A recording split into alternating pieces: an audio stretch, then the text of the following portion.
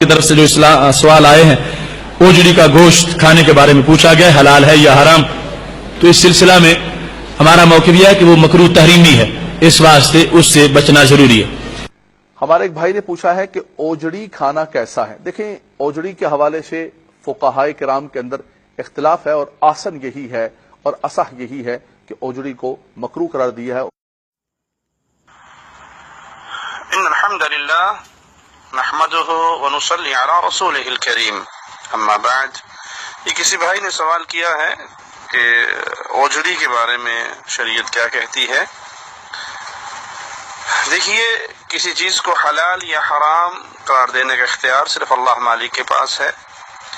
اللہ نے انسانوں کے لیے جو جانور حلال قرار دیے ہیں ان کی ہر چیز حلال ہے سوائے اس چیز کے جسے اللہ مالک نے حرام کہہ دیا۔ تو حلال جانور کو جب ذبح کیا جاتا ہے، اس کی رگوں سے جو تیزی سے خون نکلتا ہے، خون بہتا ہے، اسے مولا و مالک نے حرام قرار دیا ہے۔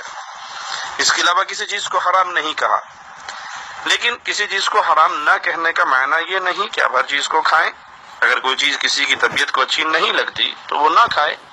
خود رسول اللہ صلی اللہ علیہ وسلم سے یہ بات ثابت ہے کہ آپ کے دسترخوان پر بعض حلال جانوروں کا گوشت رکھا گیا تو آپ نے ناپسند فرمایا، لیکن اسی دسترخوان پر بعض صحابہ نے اسے کھایا۔ آپ کے ناپسند فرمانے سے وہ حرام نہیں ہوا، اگر حرام ہوتا تو صحابہ نہ کھاتے۔ اسی طرح اوجڑی کی حرمت کی کوئی دلیل نہیں، صرف حلال جانور کا جو بہتا ہوا خون ہے اس کو حرام کہا گیا ہے، باقی چیزیں حلال ہے۔ اب کسی کا دل نہیں چاہتا اوجڑی نہ کھانے کو، نہ کھائے، لیکن اسے حرام نہ کہے۔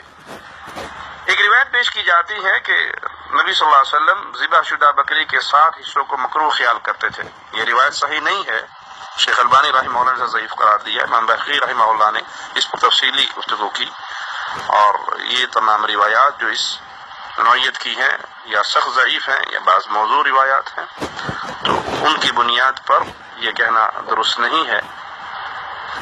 کسی کی طبیعت کو بھلا نہیں لگتا تو وہ نہ کھائے، لیکن اس پہ حرام ہونے کا فتویٰ نہ لگائے۔ واللہ اعلم۔